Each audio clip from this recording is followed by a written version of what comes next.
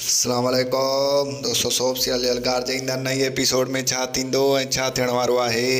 नई तफ़सीलात ॼाणण लाइ जेकर अव्हीं असांजे चैनल ते नवां आहियो त महिरबानी करे असांजे चैनल खे सब्सक्राइब करे छॾींदा, जीअं हर ईंदड़ नई ख़बर जल्द खां जल्द तव्हां ॿाहिरनि ताईं मुहैया थी सघे। दोस्तों हाणे हलूं था ड्रामे जी।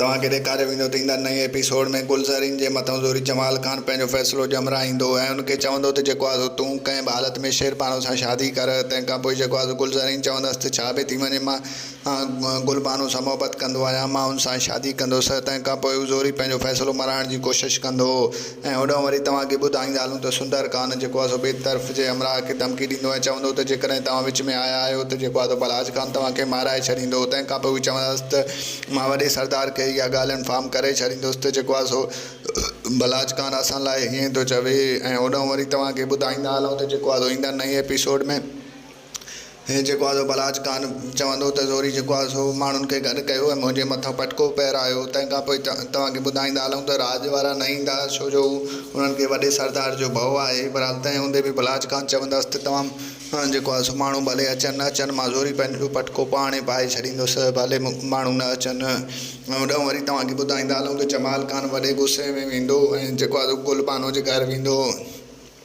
ऐं तव्हांखे ॿुधाईंदा हलूं त गुलबानो जी भेण खे जेको आहे धमकाईंदो ऐं चवंदसि त जेको आहे गुलबानो जिथे बि लिकी आहे मां हुनखे ॻोल्हे लहंदुसि, भले छा बि थी वञे, छो जो गुलबानो जी शादी जेको आहे मुंहिंजे भाउ गुलज़रीन सां न थींदी। ऐं तव्हां ॿाहिरनि खे ॿुधाईंदा हलूं त सिंध टीवी ते हिकु नओं ड्रामो तमामु जल्द अचण वारो आहे। हिकु चंड किरण आहे जेको छंछरु ऐं आर्तवार वारे ॾींहुं हलंदो ऐं इन छंछर खां शुरू थी वेंदो। तव्हांखे मुंहिंजो रिपोर्ट कीअं लॻो कमेंट सेक्शन में पंहिंजो क़ीमती राय ज़रूरु ॾींदा। वठंदासीं इजाज़त, मिलंदासीं हिन वीडियो में। तेसिताईं रखंदा पंहिंजो ख़्यालु, ॾींदा इजाज़त, मिलंदासीं हिन वीडियो में। अल्लाह हाफ़िज़।